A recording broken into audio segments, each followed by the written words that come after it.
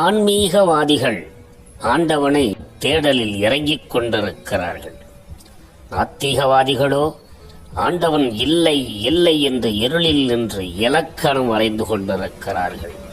யானையை தடவிக்கொண்டு பதவுரை சொல்லும் வழுக்கு நில பயணிகளாகிய அவர்களை கண்டு வருந்துகிறோம்.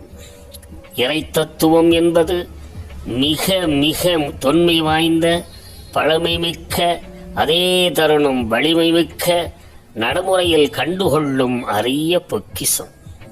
அப்பொக்கிசத்திற்கு தவறான பதம் சொல்லவோ கவி பாடவோ உலகில் மிக புத்திசாலிகள் என தம்பட்டம் அடித்துக் கொள்ளும் கூட்டமைப்பு சற்று அடங்குதல் நன்று. மெய்யை உணருங்கள், மேன்மையாக வாழுங்கள். தர்ம வழி ஒன்றே இறை தத்துவம். சுவாமியே சரணமையப்பா.